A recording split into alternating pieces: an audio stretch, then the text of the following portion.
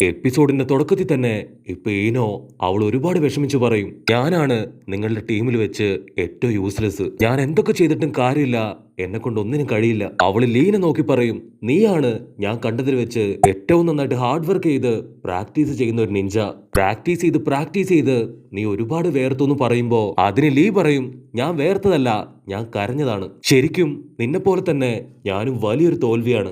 ഞാൻ ഒരുപാട് പ്രാക്ടീസും ട്രെയിനിങ്ങും ഒക്കെ എടുത്തിട്ടും എന്നെ കൊണ്ടും ഒന്നിനും കൊള്ളില്ല. അപ്പൊ അതേ സമയത്ത് ഇപ്പൊ കാക്കാഷി ആവട്ടെ ആൾ ഇക്കിമാരും തൂക്കിയെടുത്ത് അവിടേക്ക് വരും. ഹിനട്ട ഓടി വന്ന് ഇപ്പൊ മാസ്റ്ററിനോട് ചോദിക്കും, കുട്ടപ്പൻ എവിടെ?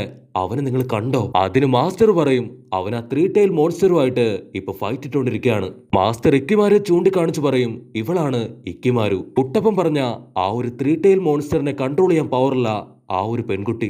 അങ്ങനെ നമ്മുടെ ടീം അവരെല്ലാവരും ഇപ്പൊ ഇക്കിമാരുവും കൊണ്ട് ആ ഒരു വീട്ടിലേക്ക് വരും. മറുവശത്ത് സായി അവൻ കുട്ടപ്പനെ തേടി അവിടെ മുഴുവൻ കറങ്ങി നടക്കുകയാണ്. കട്ട് ചെയ്താ ഇപ്പൊ കാക്കാഷി പറയും, നമ്മൾ കൺഫ്യൂസ്ഡ് ആകാൻ പാടില്ല. ഇങ്ങനെയുള്ള സമയത്ത് ഇവള് കോൺഷ്യസ് ആയതിനു ശേഷം നമുക്ക് എങ്ങനെയെങ്കിലും ആ ഒരു 3 ടൈലിനെ കൺട്രോൾ ചെയ്യണം. കാക്കാഷി മാസ്റ്റർ പറയും, യാമുട്ടോ, സായ്, ഹിനട്ട, കിബ, നമ്മളെല്ലാവരും ചേർന്ന് എത്രയും പെട്ടെന്ന് കുട്ടപ്പൻ എവിടെയുണ്ടെന്ന് ഉടനെ കണ്ടുപിടിക്കണം. ഷിസുൻ, നീയും എന്റെ കൂടെ തന്നെ വരണം. കാരണം നറൂട്ടോ കുട്ടപ്പന് അവൻ എന്തെങ്കിലും അപകടം പറ്റിയിട്ടുണ്ടെങ്കിൽ അവന് ട്രീറ്റ്മെന്റ് കൊടുക്കാൻ നീ വളരെ അത്യാവശ്യമാണ്. സാക്കുറ ഈനോയും ചേർന്ന് ഇക്കിമാരുവിന് ആവശ്യമായിട്ടുള്ള ട്രീറ്റ്മെന്റ് കൊടുക്കണം. ഷിനോ, നീ ഇവരെ പ്രൊട്ടക്ട് ചെയ്ത് ഇവിടെ തന്നെ ഉണ്ടാവണം. അപ്പൊ സായി ആണെങ്കിൽ ഇപ്പൊ ലേക്കിന് ചുറ്റും കുട്ടപ്പനെ അന്വേഷിച്ച് നടക്കുകയാണ്. കിബെ അവന്റെ പട്ടിക്കുട്ടിയും മറ്റൊരു ഭാഗത്ത് കുട്ടപ്പനെ നോക്കും. കട്ട് ചെയ്ത ഹിനട്ട കുട്ടപ്പി അവൾ ആ നാട് മുഴുവൻ നടന്ന് അവളുടെ വ്യാഹു കണ്ണുവെച്ച് കുട്ടപ്പനെ അന്വേഷിച്ചുകൊണ്ടിരിക്കും. മറ്റൊരു ഭാഗത്ത് ഇപ്പൊ യാമുട്ടോ സെൻസായും ഷിസുനും കാക്കാഷിയും ചേർന്ന് കുട്ടപ്പന്റെ പേര് വിളിച്ച് അങ്ങനെ നടക്കുകയാണ്. ഇവിടെ വീട്ടില് ഇപ്പൊ ഈനോയും സാക്കുറയും ചേർന്ന് അവരുടെ ശ്വാസം മുറുക്കി പിടിച്ച് അവരുടെ ഫുൾ പവറില് മെഡിക്കൽ ഗെഞ്ചിപ്സ് ഉപയോഗിച്ച് ഇക്കിമാരുവിന് പവർഫുൾ ട്രീറ്റ്മെന്റ് അത് കൊടുത്തുകൊണ്ടേയിരിക്കും. ലീ ആവട്ടെ, ഞാനും വെറുതെ ഇരിക്കില്ല, ഞാനും ട്രെയിനിങ് എടുത്ത് നിങ്ങളെ ഹെൽപ്പ് ചെയ്യാന്ന് പറഞ്ഞ് അവനിപ്പോ ട്രെയിനിങ് എടുക്കാൻ തുടങ്ങും. അതിന് സാക്കുറ, വാവ്, നിനക്ക് പ്രാക്ടീസ് ചെയ്യണല്ലേ, അതും ഈ സമയത്ത് പുറത്തെങ്ങാനും പോയി പ്രാക്ടീസ് ചെയ്യണമെന്ന് പറയുമ്പോ അതിന് ലീ ആവട്ടെ അവൻ പേടിച്ച് വരച്ച് ടൺടണയും കൂട്ടി ഇപ്പൊ പുറത്തു പോയി പ്രാക്ടീസ് ചെയ്യും. അതേസമയം ഇവിടെ ഷിനോയുടെ ഇൻസെക്റ്റുകള് അവറ്റകൾ കുറേശ്ശായിട്ട് ഇപ്പൊ ചത്തൊടുങ്ങിക്കൊണ്ടിരിക്കുകയാണ്. ഷിനോയ്ക്ക് മനസ്സിലാവും, ഇത് തീർച്ചയായിട്ടും മോൺസ്റ്ററിന്റെ പവർ അഫക്ട് ചെയ്തതുകൊണ്ടാണ് എന്റെ ഇൻസെക്ട് അത് ചത്തൊടുങ്ങുന്നത്. കട്ട് ചെയ്താ ഇവിടെ കുട്ടപ്പന് ബോധം വരുമ്പോ അവൻ എവിടെയാണെന്ന് മനസ്സിലാവില്ല. അവൻ ചുറ്റും നോക്കും. അപ്പോഴായിരിക്കും അവന് മനസ്സിലാവുക അവൻ ആ ഒരു 3 ടൈലിന്റെ വയറ്റിന്റെ ഉള്ളിലാണെന്ന്. അപ്പൊ അവന്റെ തൊട്ട് ഓപ്പോസിറ്റ് ആയിട്ട് ആ ഒരു വില്ലത്തി ഗൂറൻ അവള് കുട്ടപ്പനെ കണ്ട് അവളുടെ കത്തി എടുത്ത് കുട്ടപ്പനെ കുത്താനായിട്ട് ഓടി വരും. പക്ഷെ ഓൾറെഡി അവൾക്ക് പരുക്ക് പറ്റിയതുകൊണ്ട് തന്നെ അവള് തളർന്ന് ഇപ്പൊ താഴെ വീഴും. കുട്ടപ്പൻ പേടിച്ചു വരച്ച് അവന്റെ കത്തിയുമായിട്ട് ഇപ്പൊ അവളുടെ അടുത്തേക്ക് വരും. കട്ട് ചെയ്താ ഇവിടെ ആ ഒരു 5 അംഗ സംഘം അവര് ഗുഹയില് അടികൊണ്ട് പഞ്ചറായിട്ട് അങ്ങനെ ഇരിക്കുകയാണ്. അപ്പൊ റിഞ്ചി അവിടേക്ക് വന്ന് ഇപ്പൊ ഓരോരുത്തരെയും അവൻ ചെക്ക് ചെയ്യാൻ തുടങ്ങും. എന്നിട്ട് ഒന്നും മിണ്ടാതെ ഇപ്പൊ പുറത്തേക്ക് നടന്നു പോകും. അതിന് അവര് വിളിച്ചു പറയും, എടാ നിക്കടാ അവിടെ, എന്തെങ്കിലും പറഞ്ഞിട്ട് പോ. പക്ഷെ റിഞ്ചി അവനത് മൈൻഡ് പോലും ചെയ്യാതെ ഇപ്പൊ മുൻപോട്ട് നടന്നു പോകും.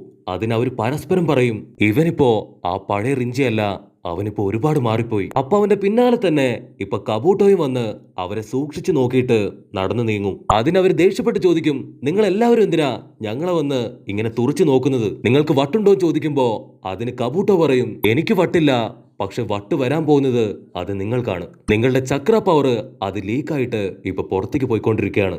അധികം വൈകാതെ തന്നെ നിങ്ങളുടെ എല്ലാവരുടെയും കാറ്റ് പോകുന്നു പറയുമ്പോ അതിനാ പെണ്ണ് ചിരിച്ചിട്ട് പറയും, ഇവൻ നമ്മളെ പറ്റിക്കാണ്, നമുക്ക് യാതൊരു കുഴപ്പമില്ല. അതിന് കബൂട്ടോ തറപ്പിച്ചു പറയും, നിങ്ങൾ അളവിന് മേലെ ഫൈറ്റ് ചെയ്തതുകൊണ്ട് നിങ്ങളുടെ ചക്ര പവർ തകർന്ന് ഇപ്പൊ ചക്ര ഫ്ലോ അത് പുറത്തേക്ക് പോയിക്കൊണ്ടിരിക്കുകയാണ്. ഇനിയും 2 മണിക്കൂറിനുള്ളിൽ നിങ്ങൾ എല്ലാവരും മരിക്കുന്നു പറയുമ്പോ അവരെല്ലാവരും ചാടി വന്ന് ഇപ്പൊ കബൂട്ടോടെ കാല് പിടിച്ച്, സോറി, ഞങ്ങൾക്കറിയാൻ പാടില്ലായിരുന്നു പൊന്നെ, ഞങ്ങളെ എങ്ങനെയെങ്കിലും രക്ഷിക്ക്. അതിന് കബൂട്ടോ പറയും, എന്നെ കൊണ്ടൊന്നും നിങ്ങളെ രക്ഷിക്കാനായിട്ട് കഴിയില്ല, അതിനൊരു വഴിയുണ്ട്, പക്ഷെ അത് ഭയങ്കര റിസ്ക് ആണ്. പക്ഷെ അവര് വിടില്ല. അവനവന്റെ കാലെ വീണ് കെഞ്ചുമ്പോ കബൂട്ടോ ആവട്ടെ അവന്റെ തന്ത്രം ഇപ്പൊ പുറത്തെടുക്കും. കട്ട് ചെയ്താ ഇവിടെ ഇക്കിമാരു അവള് പതിയെ കണ്ണു തുറന്നിട്ട്, ഞാൻ എവിടെയാ, എനിക്ക് എന്താ പറ്റിയേ? അതിന് സാക്കുറ പറയും, പേടിക്കേണ്ട ആവശ്യമില്ല, ഞങ്ങൾ എല്ലാവരും ചേർന്ന് നിന്നെ രക്ഷിച്ചു കൊണ്ടുവന്ന് ഇപ്പൊ ട്രീറ്റ്മെന്റ് തന്നോണ്ടിരിക്കുകയാണ്. അതിനവൾ ടെൻഷനായിട്ട് അവൾക്ക് വില്ലത്തി കൊടുത്ത ആ ഒരു ക്രിസ്റ്റൽ അത് അവളുടെ കയ്യിലുണ്ടോന്ന് ഇപ്പോൾ അന്വേഷിക്കാൻ തുടങ്ങും. അപ്പൊ അതേ സമയം ഇവിടെ വില്ലത്തി അവളാവട്ടെ ഇക്കിമാരുവിന്റെ അമ്മയെ കൊന്നതിനെ ഓർത്ത് അവൾ അവളുടെ മനസ്സിൽ ഇപ്പൊ പശ്ചാത്തപിക്കുകയാണ്. അപ്പൊ പെട്ടെന്ന് അവൾക്ക് ഒറോച്ചിമാറുവിന് ഓർമ്മ വരും. അവൾ ഞെട്ടി എഴുന്നേക്കുമ്പോ അവളുടെ തൊട്ടടുത്ത് ഇപ്പൊ കുട്ടപ്പനെ കാണും. അവൾ അവനെ അറ്റാക്ക് ചെയ്യാൻ ശ്രമിക്കും. പക്ഷെ ആ മുറിവിന്റെ വേദന കാരണം അവളെ കൊണ്ട് അതിന് കഴിയില്ല. പക്ഷെ അപ്പോഴായിരിക്കും അവളൊരു കാര്യം ശ്രദ്ധിക്കുക. അവളുടെ മുറിവില് ഇപ്പൊ ബാൻഡേഡ് ഇട്ടിരിക്കുകയാണ്. അവൾക്ക് മനസ്സിലാവും ഇത് കുട്ടപ്പന്റെ പണി തന്നെയാണെന്ന്. അവള് ദേഷ്യപ്പെട്ട് നീ എന്തിനാ എനിക്ക് ബാൻഡേഡ് ഇട്ടതെന്ന് ചോദിക്കുമ്പോ അതിനവൻ പറയും വീക്ക് ആയിരിക്കുന്നവരെ ഒരിക്കലും ഞാൻ അറ്റാക്ക് ചെയ്യാറില്ല. എന്നെ കൊണ്ട് പറ്റും പോലെ അവരെ ഞാൻ സഹായിക്കാറേ ഉള്ളൂ. അപ്പൊ അവള് ചോദിക്കും ഇക്കിമാരു അവളെവിടെ? അതിന് കുട്ടപ്പൻ ഒന്നിക്കൽ എന്റെ ടീം അല്ലെങ്കിൽ നിന്റെ ടീം, ഇതിലേതെങ്കിലും ഒരു ടീം അവളുമായിട്ട് ഇപ്പൊ പോയിട്ടുണ്ടാവും. അതിനവൾ ദേഷ്യപ്പെട്ട് പറയും നിന്നെ തല്ലിക്കൊന്ന് തീർച്ചയായിട്ടും ഇക്കിമാരുവെ ഞാൻ രക്ഷിക്കും. അതിന് കുട്ടപ്പൻ പറയും ഈ ഒരു അവസ്ഥയില് നിന്നെ കൊണ്ട് അതിന് കഴിയില്ല. കാരണം നമ്മൾ രണ്ടുപേരും ഇപ്പൊ ആ 3 ടൈലിന്റെ വയറ്റിന്റെ ഉള്ളിലാണ്. അപ്പൊ അവര് രണ്ടുപേരും ഇപ്പൊ എന്തോ ഒരു സൗണ്ട് കേൾക്കും. അവർ ചുറ്റും നോക്കുമ്പോഴായിരിക്കും ആ 3 ടൈലിന്റെ മിനി സൈസിലുള്ള ലക്ഷക്കണക്കിന് 3 ടൈൽസ് അവർ റൗണ്ട് ചെയ്യുന്നതായിട്ട് കാണാം. അതുകൊണ്ട് നമ്മുടെ കുട്ടപ്പൻ ഇപ്പൊ അവളെയും കൂടെ പൊക്കിയെടുത്ത് അവിടുന്ന് ഓടാൻ തുടങ്ങും. അവൾ എന്നെ വിട് എന്ന് പറഞ്ഞ് അവളുടെ ക്രിസ്റ്റൽ സ്റ്റൈൽ ഉപയോഗിച്ച് 3 ടൈൽസിനെ അറ്റാക്ക് ചെയ്യാൻ തുടങ്ങും. അതിന് കുട്ടപ്പൻ ദേഷ്യപ്പെട്ട് പറയും ഓൾറെഡി നിനക്കിപ്പോ ചക്ര പവർ ഇല്ല. ഉള്ള പവർ കൂടെ വേസ്റ്റ് ചെയ്യുകയാണെങ്കിൽ നിനക്കൊരു അടി പോലും മുൻപോട്ട് നടക്കാൻ കഴിയില്ല. കട്ട് ചെയ്താ ഇവിടെ ഇക്കിമാരു അവൾ ഇപ്പോഴും ആ ഒരു ക്രിസ്റ്റല് അത് അന്വേഷിച്ച് നടക്കുകയാണ്. ആ ഒരു ക്രിസ്റ്റല് അത് അവളുടെ ഡ്രസ്സിന്റെ ഇടയിൽ നിന്ന് ഇപ്പൊ താഴേക്ക് വീഴും. അവളത് എടുത്തു കാണിച്ചിട്ട് പറയും ഇതാണ് ഇത്ര നേരവും ഞാൻ അന്വേഷിച്ചത്. ഇതിനിപ്പോ യാതൊരു കുഴപ്പവും പറ്റിയിട്ടില്ല. അതിനർത്ഥം അവള് സേഫ് ആണെന്നാണ്. ഇക്കിമാറു ആണെങ്കിൽ ആ ക്രിസ്റ്റൽ തന്നെ നോക്കി ഇപ്പൊ ഒരുപാട് ഹാപ്പി ആയിട്ടിരിക്കുകയാണ്. അപ്പൊ ഒരു സെക്കൻഡ് സാക്കുറ കുട്ടപ്പൻ പറഞ്ഞ കാര്യം ആലോചിക്കും. അവരെല്ലാവരും ചേർന്ന് ഇക്കിമാരുവിനെ മിസ്യൂസ് ചെയ്തുകൊണ്ടിരിക്കുകയാണ്. കട്ട് ചെയ്താ ഇവിടെ കുട്ടപ്പൻ അവളെയും തൂക്കിയെടുത്ത് ആ ചെറിയ 3 ടൈലുകൾ കാണാതെ ഇപ്പൊ ഒരു ഭാഗത്ത് അങ്ങനെ ഒളിച്ചിരിക്കും. കുട്ടപ്പൻ അവളോട് ചോദിക്കും നിനക്കിപ്പോ വേദനയുണ്ടോ? അതിന് അവള് പറയും നീ എന്തിനാ എന്റെ ജീവൻ രക്ഷിച്ചത്? അതിന് കുട്ടപ്പൻ പറയും എനിക്ക് രക്ഷിക്കാൻ തോന്നി ഞാൻ രക്ഷിച്ചു. എനിക്ക് ആവശ്യം ആ ഇക്കിമാരുവിനെയാണ് 3 ടൈലിനെ പിടിക്കാനായിട്ട്. അവളെ ഉപയോഗിക്കാൻ ഞാൻ ഒരിക്കലും സമ്മതിക്കില്ല. നിങ്ങൾ എല്ലാവരും ആ ദുഷ്ടൻ ഒറോച്ചിമാറുവിന്റെ ആൾക്കാരല്ലേ ചോദിക്കുമ്പോ അതിന് വില്ലത്തി ഓ നിങ്ങൾ വലിയ നല്ലവരാണല്ലോ. നിങ്ങളും ആ 3 ടൈലിനെ പിടിക്കാനല്ലേ ഇവിടേക്ക് വന്നത്? അവള് പറയും ഓൾറെഡി നിങ്ങളുടെ കയ്യില് ആ ഒരു 9 ടൈൽ ഫോക്സ് ഇല്ലേ? നിങ്ങളുടെ നാടിനെ കുറിച്ച് എനിക്കറിയാം, അവിടെ ഉള്ളവരെ കുറിച്ചും എനിക്കറിയാം. അതിന് കുട്ടപ്പൻ ടെൻഷനായിട്ട് നീ പറഞ്ഞ ആ ഒരു 9 ടൈൽ ഫോക്സിന്റെ പവർ അതെന്റെ ബോഡിയിലാണ്.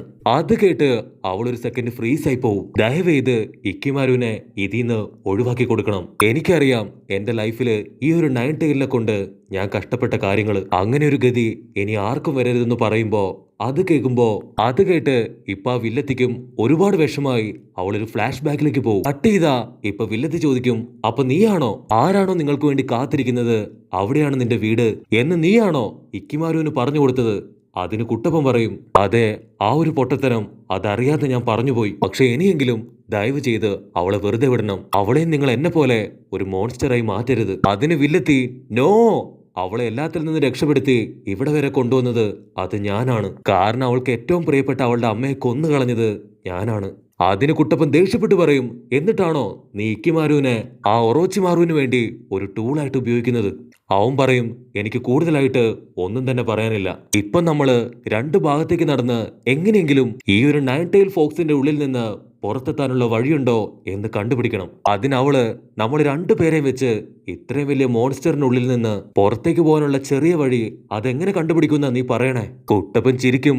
എന്നിട്ട് മൾട്ടി ഷാഡോ ക്ലൗൺ ഉപയോഗിച്ച് ഒരുപാട് ക്ലൗൺസുകളെ അവനിപ്പോ ക്രിയേറ്റ് ചെയ്യും. കട്ട് ചെയ്ത കബൂട്ടോ ആ 3 പേർക്കും ഇപ്പൊ കേഴ്സ് മാർക്ക് പവർ കൊടുത്ത് നിങ്ങൾ എത്രയും പെട്ടെന്ന് ഇക്കിമാരുവിനെ അവളെ ഇവിടെ എത്തിക്കാൻ പറയും. അത് കേൾക്കേണ്ട താമസം അവറ്റകൾ അലറിക്കരഞ്ഞ് ഇക്കിമാരുവിനെ കൊണ്ടുവരാനായിട്ട് അവിടുന്ന് ഡിസപ്പിയർ ആവും. അപ്പൊ മറ്റൊരു ഭാഗത്ത് ഇപ്പൊ കാക്കാഷിയും ടീമും കുട്ടപ്പന് വേണ്ടി ഇപ്പൊ മണിക്കൂറുകളായിട്ട് അന്വേഷണം നടത്തിക്കൊണ്ടേയിരിക്കുകയാണ്. കട്ട് ചെയ്ത കുട്ടപ്പൻ അവന്റെ ക്ലൗൺസുകളോട് പറയും ആരാണോ ആദ്യം പുറത്തേക്ക് പോകാനുള്ള വഴി അത് കണ്ടുപിടിക്കുന്നത് അവർക്കൊരു പ്രത്യേക സമ്മാനമുണ്ട്. അത് കേൾക്കേണ്ട താമസം അവന്റെ 16 കണക്കിന് ക്ലൗൺസുകള് അവറ്റകൾ ചറപറ ഓടാൻ തുടങ്ങും. വില്ലത്തി ആവട്ടെ ഇപ്പൊ എന്താ ഉണ്ടായെന്നും പറഞ്ഞ് അങ്ങനെ നോക്കി നിൽക്കും. അവിടുന്ന് അങ്ങനെ ബ്ലാക്ക് ഔട്ട് ചെയ്താ ഇപ്പൊ ഇക്കിമാരു അവള് തുള്ളിച്ചാടിയിട്ട് പറയും കുട്ടപ്പനെയും ഗൂറിനെയും അവര് 2 പേരെയും ഞാൻ കണ്ടുപിടിച്ചു. അവര് 2 പേരും ആ 3 ടൈലിന്റെ വയറ്റിലാണെന്ന് പറയുന്നതോട് കൂടെ ഈ ഒരു എപ്പിസോഡും അവസാനിക്കുന്നു.